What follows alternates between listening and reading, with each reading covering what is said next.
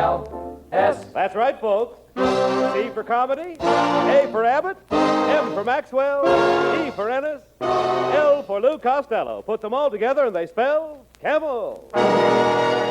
Experience is the best teacher. Try a Camel. Let your own experience tell you why more people are smoking Camels than ever before. And draw up a chair for tonight's Camel Show, starring Bud Abbott and Lou Costello.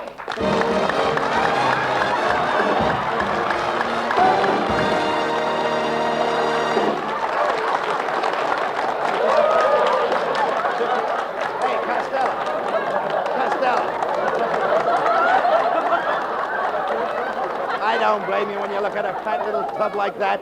Come here. Come over here. You're late again. Where have you been? Hey, Abbott, I just come from the contractor that's building my new house. It's going to be a house with 7 gables. You mean 7 gables? Nope, 7 gables. When I build a house, I want it well built. You dummy, wasting your time with a contractor when you've only got 48 hours to get rid of that money that you won last week before income tax time was due. I'm trying to get rid of the money, Abbott. Well. Yesterday, I bought a 1923 Maxwell for $75. But with it, I had to take $400 worth of accessories. $400 worth of accessories? Yes, I had to buy 2 horses to pull it. Oh. You idiot. $400. You've got $38,000 to get rid of. And you've got to get rid of it and make sure that you don't get it back. Okay, I'll get rid of it so it'll never come back. How? I'll lend it to Europe.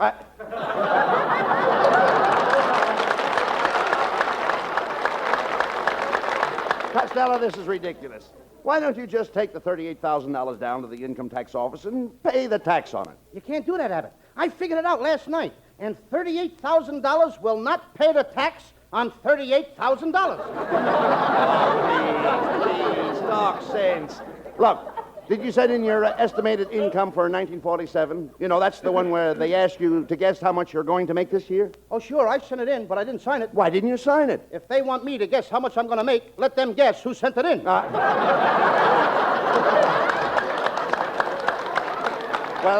how about deductions? My what? Deductions. Like when I file my tax, the man wanted to allow me $500 for my wife. For your wife, that's way over ceiling. Look, I'm talking about dependents. You see, everybody comes under a different tax table. Now, if you're single, you come under one table. If you're married, you come under another table. That did it, Abbott. I ain't paying no taxes. Why? I refuse to do business under the table. Oh. Costello, you're impossible. You'll never figure that tax out. So you've got to get rid of that money. Now, hey, wait a minute. I've got an idea. The best place to lose money is at the racetrack. Racetrack? That's wonderful, Abbott. I love horses. My favorite story is about a horse named Black Beauty. Black Beauty? Yes. Once upon a time, there was a little horse named Black Beauty. His mother was a bronco, and one night she died of a cold. Oh, she had pneumonia. She what? She had pneumonia. Yeah, it was bronco pneumonia. Bronco? Oh, Abbott, will you keep out of this? All right. Why don't you go over to the livery stable and show them what a real jackass looks like? Now, listen, just a minute. I'll have you understand I'm no jackass. You're no jackass. No. Your ears are too long. All right. Go on with the story. Okay, now the farmer who owned Black Beauty, he loved him. And he used to brush and comb the horse. No, you mean he curried the horse. Why should he carry him? Black Beauty was big enough to walk. All right, go ahead. Now, every morning the farmer would feed Black Beauty. Yes, Black Beauty ate his fodder. Yes, and after he would eat, he ate his fodder. Certainly, every horse eats his fodder. You mean he eats his fodder? Yes. And his father eats his fodder, and his father eats his fodder. Pretty soon there won't be no fathers left for Father's Day. I mean, to feed a horse, you take a bag and put its fodder in it and hang it on his nose. Now, ain't that a pretty picture? Black Beauty walking around with his fodder hanging on his nose. No. Never mind that. What's the rest of the story about Black Beauty? Well, Black Beauty liked the rain. Every time it would rain, he would run and run, and he would run in the water. In other words, Black Beauty was a mutter. Yes. Now, one day, Could I have that again? He was a mutter. Black Beauty was a mutter. How could a he be a mutter? Ain't a she a mutter? Certainly not. Sometimes a he makes a better mutter than a she. Well, we learn something new every day. Listen, Abbott, suppose a mama horse has little horses. Don't that make her a mutter? Well, now that depends on her feet. Yeah, and then... Well, if you ask a silly question, you get a silly answer. No, Costello. I own racehorses and have one of the finest mutters in the world. What has your mutter got to do with horses? My mutter is a horse. Now that you mention it, I see the resemblance. Here. Now, one day, everybody on the farm was very, very sad. The farmer was sad. All the little horses were sad, too. They were so Wait, sad just a because second, Lou. Wait after a the minute. horses Don't break were me down. sad, Why was everybody so sad? Black Beauty was limping around. Oh, it's too bad. There was something wrong with his front legs. The farmer took Black No, Beauty to he find had out... something wrong with his forelegs. Yes. And then after... Would you mind running that past me again, please? I said he was having trouble with his forelegs. I just told you he limped on his 2 front legs. Well, Costello, a horse's forelegs are in front. His 4 legs are in front. Yes. What are those things in the back? Crutches? You don't understand. A horse has 4 legs in front and hind legs in back. 4 legs in front and hind legs in back. Right. What are we talking about, a horse or a centipede? Listen, you idiot. Listen, please. I'm trying to tell you that a horse has 4 legs in front. Oh, Abbott, you're sure his 4 legs are in front? Certainly. Okay, then tell me this. What keeps his tail up? His hind legs. Look, when I say that the horse has 4 legs in front, I don't mean that his 4 legs are in front. I mean his 4 legs are in front. A horse has 4 legs. But all 4 of them are not 4 legs. Oh, when you say that a horse has 4 legs in front, you don't mean that his 4 legs are in front. You mean that his 4 legs are in front. A horse has 4 legs, but all of them are not 4 legs. Now you've got it. Now I've got it. I don't even know what I'm talking about.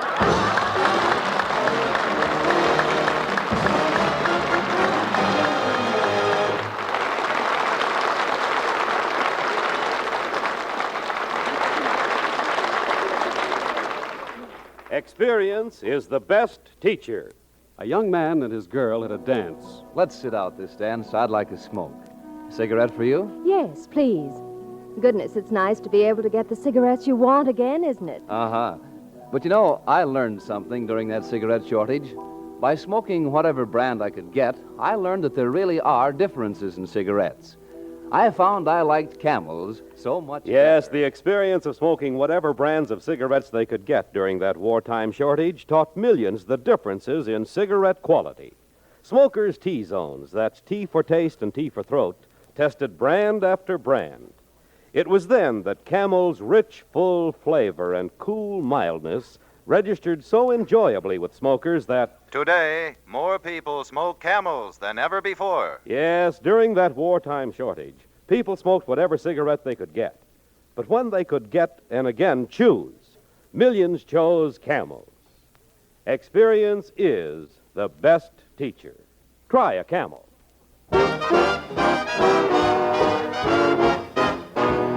Now, while you enjoy a Camel, Skinny Anna sings Linda.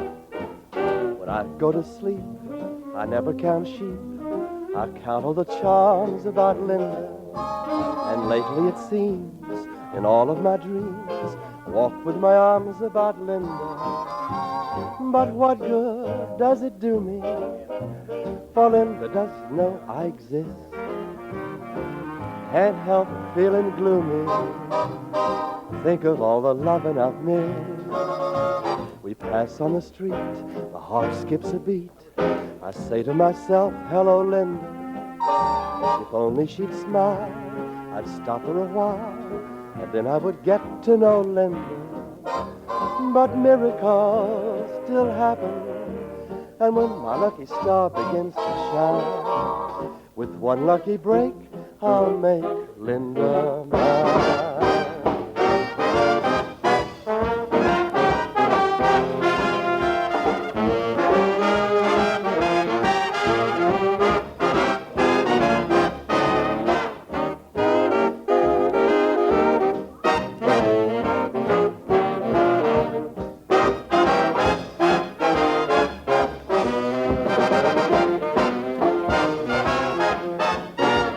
On the street, my heart skips a beat.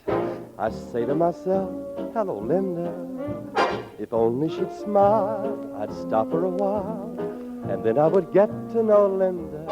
But miracles still happen, and when my lucky star begins to shine, with one lucky break, I'll make Linda mine.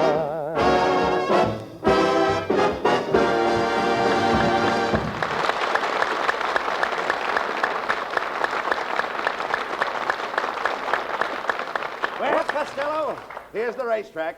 Now, Saturday night is the deadline for income tax, and you've got to lose that money.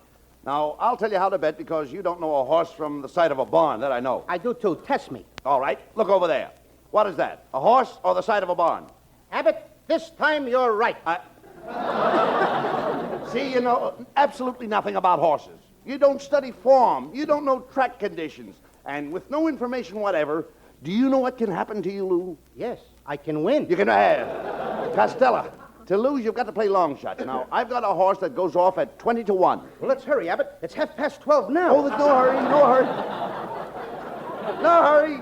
He doesn't go off till 3 o'clock. I thought you said he was going off at 20 to 1. He is. He goes off at 20 to 1 at 3 o'clock. How can he go off at 20 to 1 if he goes off at 3 o'clock? Listen, no matter what time he goes off, it'll still be 20 to 1. It'll still be 20 to 1 at 3 o'clock? That's right. Abbott, let me smell your hair. What do you mean? Go ahead. Uh-huh. No smell, just as I thought. You've been drinking the hair tonic again. Now, you cut that out, Costello. We've got to lose that money. Now, the smart thing to do is buy a dope sheet. You can get smart from buying a dope sheet? Certainly, if you have the dope, you're smart. Is that clear? Oh, sure. The horse goes off at 20 to 1 at 3 o'clock. Ah, never mind that. Hey, I think that fellow over there is selling tip sheets. Let's ask him. Say, mister. Yes? Do you sell tips on horses? As Dr. Livingston said to Stanley, you came to the right place. I've got Joe's tip sheet, Henry's tips, Eddie's tips, and asparagus tips. Asparagus tips? That's for green horse players. Well, we'll take Joe's tip sheet. Is it any good? As the Queen of Sheba said to Solomon, it's wonderful. Look, mister, forget that. We want a tip sheet that picks losers. Losers? Losers. Well, if you want to lose, I've got a horse that goes off at 20 to 1. At 3 o'clock? No, 4:30. Look, mister. Now cut it out! Look, mister, as Dr. Jekyll said to Mr. Hyde, take a powder. All right. Quiet, Costello. Mister, give us a copy of Joe's tip sheet. Fine, there you are. And as young Dr. Malone said to Ma Perkins, that will be $5. Okay. Now I'll be able to pick the horses. Oh, you mean you want to use Joe's tip sheet to pick the horses? Well, in that case, you'll need a copy of Henry's tip sheet. You see, that explains what Joe's tip sheet is all about. How much is that? $10. Okay, I'll take it. Let's go, Abbott. Just a minute, Fatty. Can you read the code in Henry's tip sheet? Oh, sure. I can read... What code? Well, then you'll need Don's tip sheet, which explains the code on Henry's tip sheet, which picks the horses in Joe's tip sheet. That'll be $25. Oh. Come on, Costello. We've got to make some bets and lose that money. Nothing doing, Abbott. I can lose all my money right here. Here's $25. Thank you. And as Mrs. Chips said to Mr. Chips, goodbye. Goodbye. Hey, Abbott. What? I don't need this guy's tip sheets. I got something right special from the feed box. What is it? Oats. And they're delicious. Stop. Look, Costello. Hey, they're Skinny Ennis. Maybe you can give us a loser. Hiya, fellas. Hey, what time is it? 3 o'clock. Good. I got a horse that goes off at 20 to 1. How can a horse go off at 20 to 1 at 3 o'clock? Now, just a minute. I'm the straight man. Skinny, Costello's got a lot of money to lose. Do you know any slow horses? Why, sure. Play Ashcan in the third. Now, wait a minute. Are you sure Ashcan is a slow horse? Is he a slow horse? Boys, if Paul Revere had ridden Ashcan, you'd be doing your baseball routine about cricket. About cricket? I wonder how it would sound. Whom is on first? Come on, Costello. Let's call for the first race. Let's get a bet down. I'm going to play Whirlpool. Here, mister, 500 on Whirlpool to win. Hey, you got the bet down just in time, Costello. They're off. I hope Whirlpool doesn't win. Abbott, the only way that horse could win is if he had an outboard motor attached to him.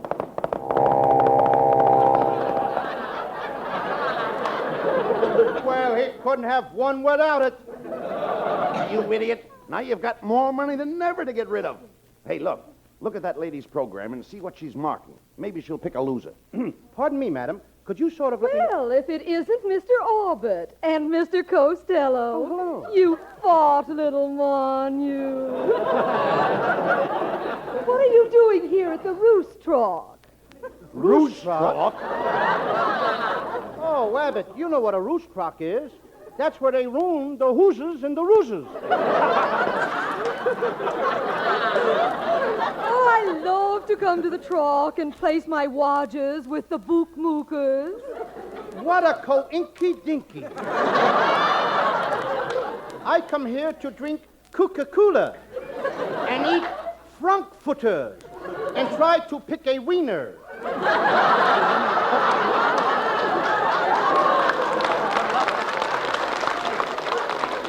Well, it's been grand seeing you. I must be toddling along. As we say in French, je suis de la Pigalle in la qu'est-ce que c'est to you. And a juicy dill pickle in the kisser to you, too.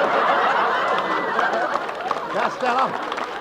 Hey, Costello, we should come to the track more often. All the big movie producers come here, and we might make some good contacts. Yes, while they're looking over the horses, they might think of a part for me. They might think of... What am I saying? Well, hello, Mr. Abbott. Where are you going with that big bale of hay? Oh, pardon me, it's Costello. Oh, my, I just love the racetrack. You know, my late husband said I had the makings of a great horsewoman. You're saying that wrong. Your husband said you had the makings of a great horse, woman. Costello, you've just got time to play the third race. Now, look, let's try the old-fashioned method. Stick a pin in Mrs. Wetwash's program and play whatever you pick. Okay, Mrs. Wetwash, may I borrow your hat pin? Yes. Thank you. Now hold up the program. I'll close my eyes and stab it with the hat pin. There they go. Costello, you stuck Mrs. Wetwash with a hat pin. Look, she's jumping the fence. She's out on the track. At the quarter, Mission Bell is going to the front. Busy Bee is second. Hey, just a minute, folks. There's an added starter out there. That's a strange-looking nag, but, brother, can she run? Now you did it, Costello. Mrs. Wetwash is running in the race. She'll probably win and pay a lot of money. And the winner is the added starter, which has just been identified as Mrs. Wetwash. Isn't that a silly name for a horse? It's a silly name for a woman. I wonder what she paid. Mrs. Wetwash went off at 20-1 and came in at 3 o'clock. How do you like that? Now the racetrack announcers are doing our routines, Abbott.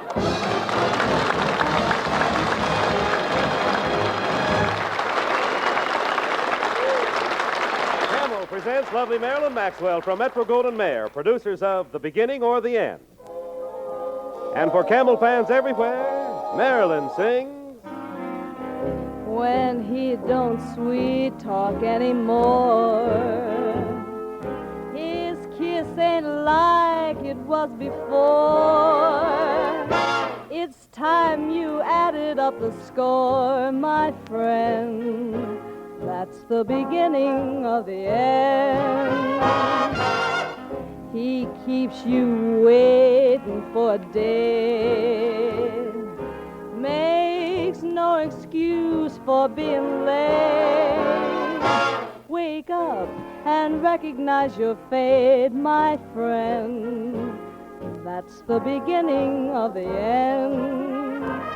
What he's doing to you, he did to me. But I was in love, so how could I see? Better be wise, better beware, or one of these days you'll turn around and he won't be there. Don't say that you were never told. I know that character of old.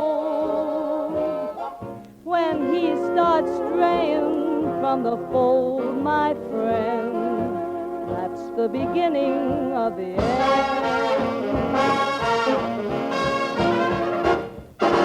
One of these days he'll turn around and he won't be there. Take it from me, I know that character of old. When he starts straying from the fold, my friend, that's the beginning of the end.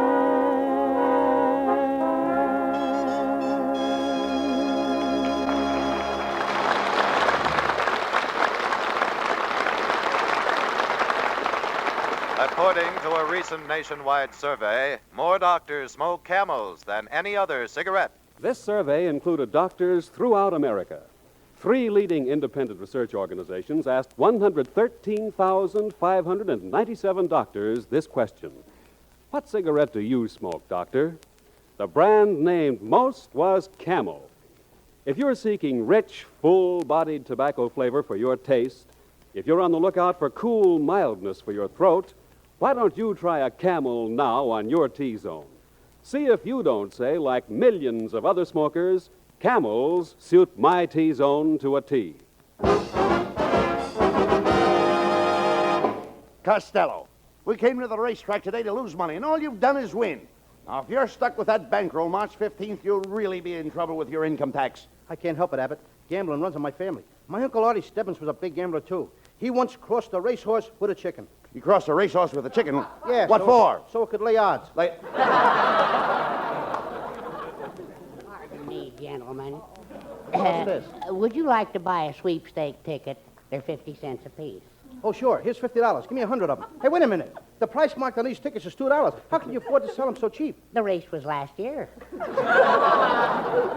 Now, would you like to take a chance on this punch board? It pays 500 to 1. Now, wait a minute. The punch board is all punched out. I know, but where else could you get such beautiful odds?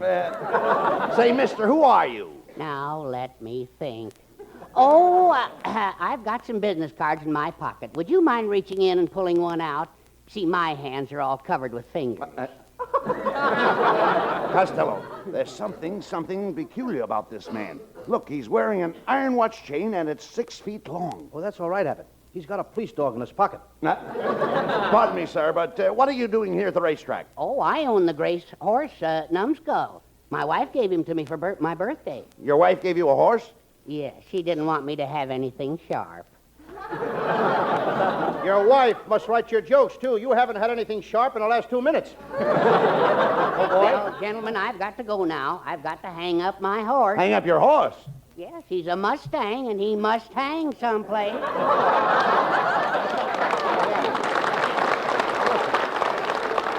Abbott, they ought to send that guy to the United Nations conference. As a delegate? No, it's a problem. Oh, come on, Costello. Let's take a look at this horse, Numbskull. He may be just the horse to lose your money on. Oh, Louis Costello. Costello, here's Marilyn Maxwell. My, but you look pretty, Marilyn. That's a lovely dress you're wearing. Oh, it's just something I threw on. You must have thrown a curve.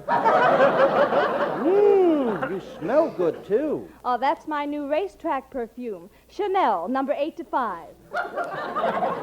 Gee, Louis, didn't we have fun in the movies last night? Yeah, I thought Ray Milland was wonderful in that picture, California. Mm-hmm. But I think you have a much better-looking map. Than Ray Milland? No, than California. Hey, look, Costello. There's that daffy guy's horse, Numbskull. Oh, what a cute little horse. Come on, I'll introduce you to him. Numbskull, this is Marilyn. Hey, look, Costello. Here comes Mrs. Wetwash. Well, Costello, what horse is that? This is Numbskull. Numbskull, meet Mrs. Wetwash. Oh, what a clever horse. You know I love horses. Oh, can't get any men to go out with, huh? Now, listen, little fat boy. You embarrassed me this afternoon. But I'll forgive you for making me run in that claiming race. I hope you noticed that I won. Yes, and I also noticed that nobody claimed you. Well, come on, Mrs. Wetwash. Let's go make a bet on Numbskull. See you later, Louis. Hey, look, Costello. There's a pretty little filly. She cost $3,000. Her name is Mignon. $3,000 for a filly minion? That must include mushrooms and French fried potatoes. And look at the next stall, Costello. There's a mare with a colt. The mare has a colt? Yes. Well, if he's got a colt, why don't somebody give him a handkerchief? Get him some four-way cold tablets or something. No, he doesn't need tablets or a handkerchief. I'm talking about a colt. That mare has a colt. The trainer will take that colt and teach it to run. They got to teach a colt to run? Naturally. Brother, when I get a colt, it runs all by itself. Talk sense. Look, hey, look, Lou. Here comes the groom with the horse's bridle. He's getting ready to lead her away by the halter. Abbott, stop the wedding. Stop the wedding? Sure, by the time the horse's groom leads the bridle to the halter, that colt will start running and she'll sneeze right in that groom's kisser. Come on, Costello. That's the post call for the last race. And you've got to bet on a loser to get rid of that money. Remember your income tax. Abbott, I'm going to bet it all on Numbskull. I've been looking up his form. He's got to lose. What does the form say? Well, it says he was beater at Santa Anita. He was an also ran at Tanforan. He came home in the dark at Hollywood Park and showed a weakness in the Preakness. Okay, numbskull it is. Let's get the bet down.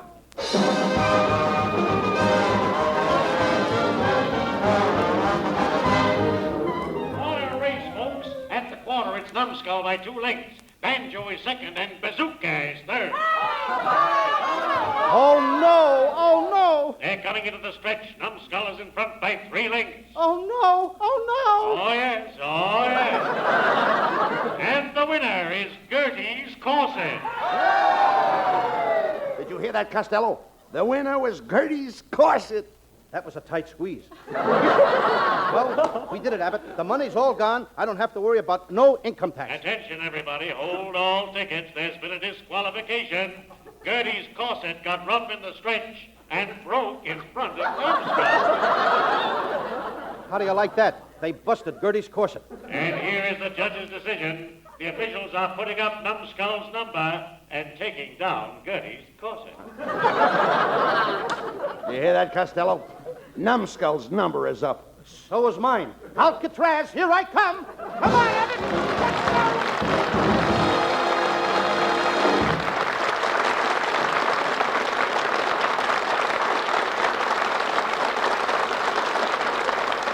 Abbott and Costello will be back in just a moment for Camel cigarettes.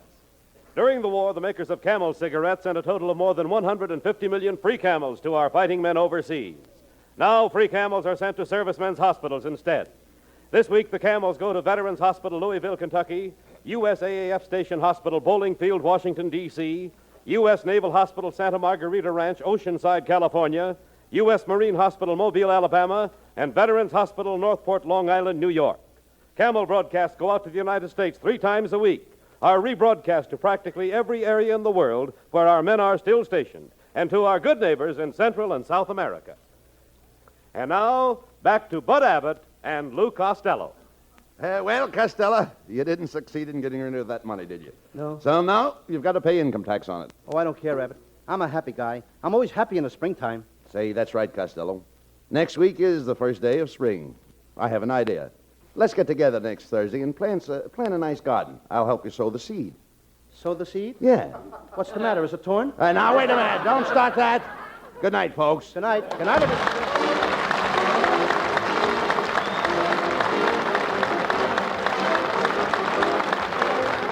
Listen to Abbott and Costello next Thursday when Costello plants a spring garden. Don't miss it, because Bud and Lou are going to do their famous sow the seed routine.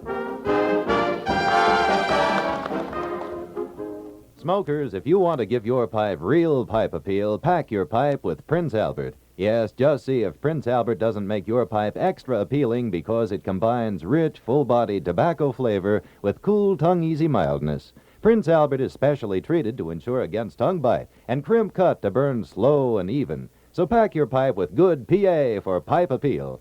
More pipes smoke Prince Albert than any other tobacco. Saturday night, hear Prince Albert's Grand Ole Opry, the rollicking, foot-tapping fun show that stars Red Foley, singer of American folk songs, and his guitar. Don't forget that Saturday night on NBC for Grand Ole Opry with Red Foley, the Duca-Paduca, and Minnie Pearl.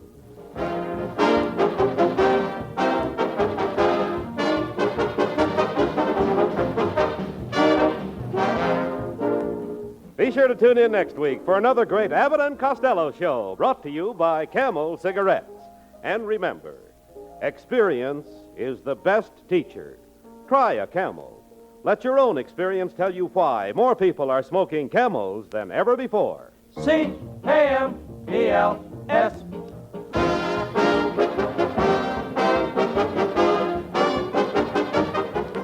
Abbott and Costello will soon be seen in the new Universal International picture, Buck Privates Come Home. This is Michael Roy in Hollywood wishing you all a pleasant good night for Camel.